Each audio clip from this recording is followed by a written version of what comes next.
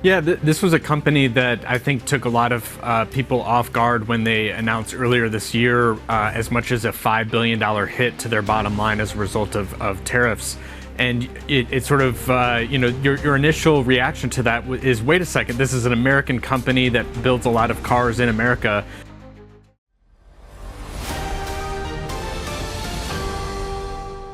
Imagine walking into a car dealership. That SUV you were eyeing last month? It is now $6,000 more expensive. The salesperson gives you a look and sighs. It is the import taxes. Not my fault. Then you glance at the car next to it, a Japanese one. Just as nice. But $5,000 cheaper. Sound familiar? You are not alone. Millions of Americans are in the same boat. What used to be a simple choice about buying a car has become a bigger story, one that touches on the economy, jobs, and the very idea of what a made-in-America car means anymore. While Ford and GM are losing billions, folks are falling behind on car payments. And imported cars are slowly taking over right here on American soil. In the second quarter of 2025, Ford posted a loss of $800 million and is now forecasting a full-year loss of up to $3 billion. GM has it even tougher, losing $1.1 billion this quarter alone, with annual losses expected to reach $5 billion. A big reason, the rising cost of imported parts, which now make up nearly half the cost of building a vehicle. Each car made in the US now costs between $5,000 and $10,000 more to produce. That price bump is making models like the Ford Bronco less attractive compared to imports like the Toyota 4Runner. Overall, new car prices have jumped by 15 to 20% compared to last year. That means an increase of $5,000 to $15,000 per vehicle. Just in April 2025 alone, prices went up 2.5%, twice the usual pace. Analysts predict that in 2025, we may see 2.5 to 3 million fewer vehicles sold due to sharp drops in demand. Auto loans are also becoming a concern. The percentage of subprime loans, those overdue by 60 days or more, has hit 6.56%, the highest since 1994. More and more Americans are turning to Japanese, Korean, or European cars brands like Toyota, Hyundai, and Subaru, which are keeping their prices more stable and supply more reliable. Since early 2025, the price of new vehicles in the US has jumped by 15 to 20% compared to the same time last year, adding up to an extra $5,000 to $15,000 per car. A model that used to go for $30,000 can now easily cost $35,000 to $45,000. In April 2025 alone, prices rose 2.5%, a clear sign that price pressure is not going away. This sticker shock is keeping many buyers on the sidelines. Experts say we may see 2.5 to 3 million fewer cars on the market this year, simply because people are putting off their purchases. For many, just a $5,000 increase can push a monthly car payment from $500 up to nearly $600, enough to make some folks switch to used cars or hold off entirely. And when sales drop, it is not just the dealerships that feel it. Service centers and local jobs can be affected too. At the start of 2025, the percentage of subprime car loans that were more than 60 days overdue hit 6.56%, the highest it has been in over 30 years. People are struggling to keep up with payments, especially with stricter lending rules and higher car prices. For many households, taking out a car loan today means stretching beyond what they can comfortably afford. That is making the idea of owning a brand new American-made car feel out of reach. Meanwhile, Japanese, Korean, and European automakers brands like Toyota, Hyundai, and Subaru are growing their market share, thanks to better price control and smoother supply chains. They are quickly becoming the go-to choice for US consumers who feel priced out of the domestic market. Going from a $450 monthly payment to $550 or even $600 is a big jump. It is not just about saving money anymore, it is about finding something that fits into a real family budget. And that often means looking beyond American brands.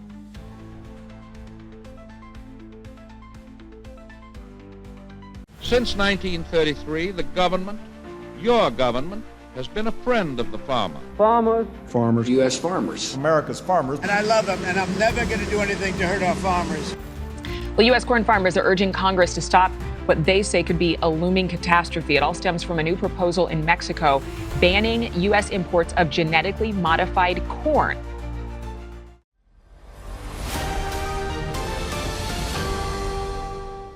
Imagine this. You've spent months tending a vegetable patch in your backyard, watering, weeding, caring for every plant.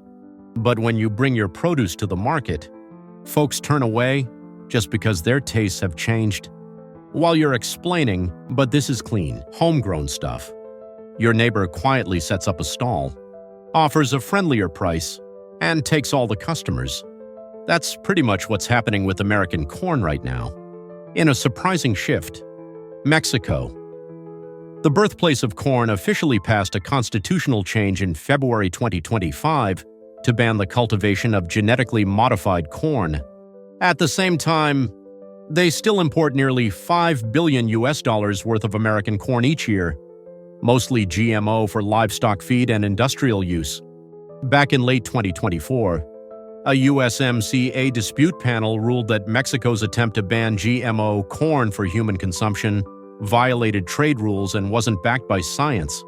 Yet even with this ruling, Mexico went ahead with their decision to protect native corn varieties, though they still import about 90% of their corn from the US, most of it genetically modified. That shows their demand remains strong. This ban at home. Import from abroad approach means feed costs for Mexican livestock farmers might edge up. For instance, if a 25-kilogram bag of feed used to cost 10 Canadian dollars, it might now be 11 or 11.5 Canadian dollars. And when costs go up, smaller farmers often have to raise prices at the supermarket just to stay afloat, whether it's shrimp, pork, or chicken. Mexico's move is a bit of a balancing act, protecting local seeds from GMOs while also making a strong play in trade, one that's shaking U.S. corn's dominance just as Canada quietly moves in as a new export partner in the 2024 to 2025 crop year. The United States is set to export a record 2.75 billion bushels of corn, even without China as a top buyer. Mexico alone has ordered 17.2 million tons, about 678 million bushels, making up 36% of total exports, a big share, though still within the usual 5-year range of 77%. But even with solid demand, shipping has become the weak link. About 60% of U.S. corn headed for Mexico travels by rail, and 40% of that comes out of Illinois. That means any hiccups in transportation hit corn-producing states hard. In the first half of 2025, global container shipping dropped by 1% due to new trade policies. Reports have also noted persistent congestion at railways and ports, slowing down deliveries. If deliveries are delayed, the price of animal feed could increase by another 1 to 1.5 Canadian dollars for every 25-kilogram bag. That added cost can slowly show up in everyday products. For example, a carton of 12 eggs that used to cost 3.5 Canadian dollars might rise to 3.9 or even 4.1 Canadian dollars. For many families, that weekly grocery bill starts to creep up. In early 2025, global container shipping volumes dipped by roughly 1%, mostly due to trade tensions and policy changes from the U.S. That may sound small, but in agriculture where exports are crucial, it's enough to cause jams. And corn is right in the thick of it. News outlets have repeatedly highlighted rail and port delays between the United States and Mexico during the years 2024 to 2025. These slowdowns throw a wrench in the ag supply chain, keeping corn from getting to buyers on time. Even as the U.S. aims to hit that 2.75 billion bushel export target, the absence of China means Mexico has become the key customer, but also one more vulnerable to shipping or policy changes. Because this is a president who doesn't just talk the talk, he walks the walk too, and he's delivering on his promises to bolster our steel and aluminum industries in this country.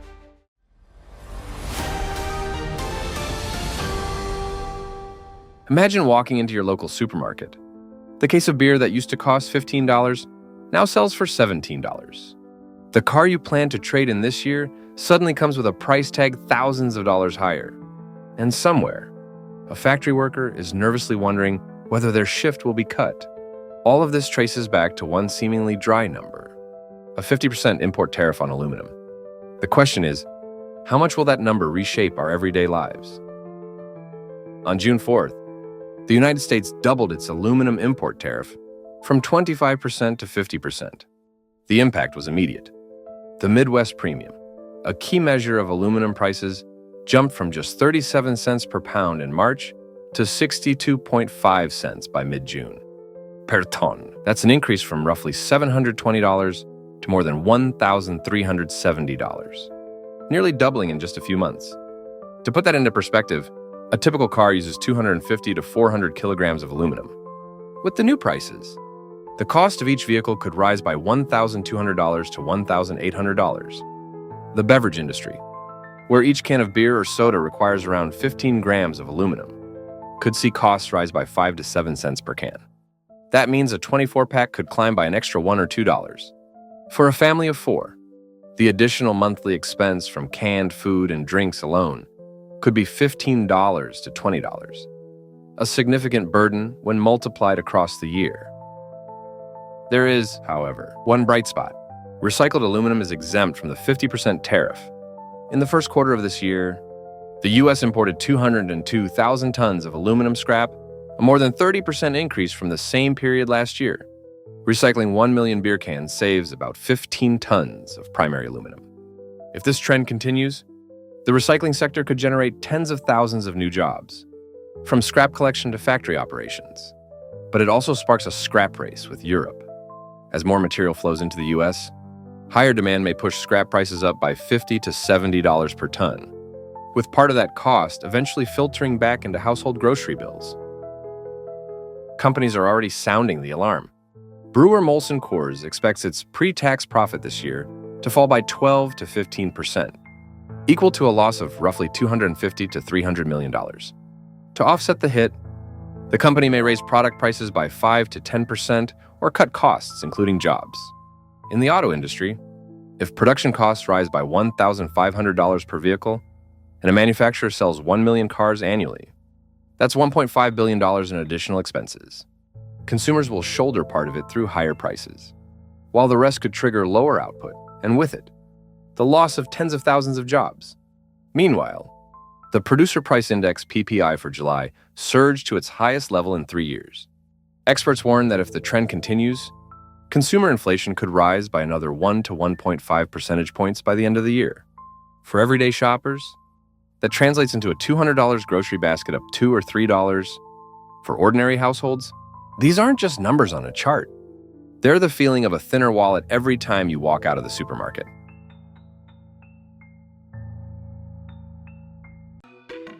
This entire house is built out of wood. I mean, we really do have wood on the floor, wood on the walls, wood on the ceiling. So it's definitely a concern. One bunk of this material, going up tenfold can cause a huge disruption from a price perspective. The softwood lumber industry is taking a hit because of significant new duties from the United States. Alberta's biggest softwood lumber market, but BC may be hit the hardest.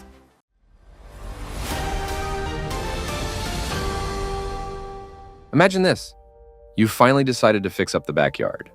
Maybe lay down some wooden flooring, put up a little gazebo, or just build a shelf for your daughter's room. You've done the math, $60 per bundle of wood. You'll need 10, all set. But when you get to the store, the sign reads $75. You ask the staff, a shrug. New lumber tax. Wood from Canada's gotten expensive. It seems like a small hiccup. But that small change in price is actually part of a much bigger picture, a quiet shakeup that's starting to hit close to home. Canada is pulling back its lumber supply. Big companies like Weyerhaeuser are seeing profits fall. Import taxes are going up. And suddenly, for many American families, the idea of building or renovating a home feels like it's slipping further away. Weyerhaeuser, one of the biggest lumber companies in the United States, just shared its results for the second quarter of 2025. The company made a profit of $87 million. That's almost half of what it earned during the same time last year, which was $173 million. Its revenue stayed fairly steady, coming in between $1.88 and $1.90 billion, actually a little better than what experts had predicted. Still, that big drop in profit points to trouble in the market. Weyerhaeuser also cautioned that its adjusted earnings for the next quarter could fall by another $60 million. These aren't just numbers on a balance sheet. Lumber is closely tied to the housing industry, And when a company like Weyerhaeuser stumbles, it signals that building costs might rise. That means home renovations, new kitchen cabinets, replacing the old front door, laying wooden floors start to feel like bigger decisions for homeowners. In January 2025, new single-family home construction in the U.S. dropped by 8.4%, hitting its lowest point in nearly 3 years. The main culprits?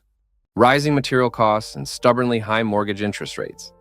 According to the National Association of Home Builders, NAHB, new import tariffs could raise building costs by another $7,500 to $10,000. And that's just for materials. Investopedia estimates the total increase per home could reach up to $10,900.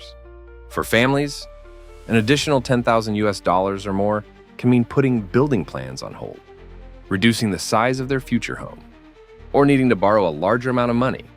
Even small improvements, like installing wooden floors or adding a new deck, start to strain the household budget. That same bundle of wood that once cost $60. Now it is closer to $70 or $75. As we move into the second half of 2025, the U.S. housing construction industry is running into headwinds, rising costs, high interest rates, and increasing import taxes. According to Reuters, this spring was the slowest for the industry since 2019. A full 71% of builders now say the market is clearly cooling off. Canada supplies about 85% of all softwood lumber imported into the U.S. If tariffs climb to around 35%, the cost of building a house could go up by 4 to 10%, depending on the region. NAHB and other sources say the average added cost per new home is now between $9,200 and $10,900 US. Due to these changes,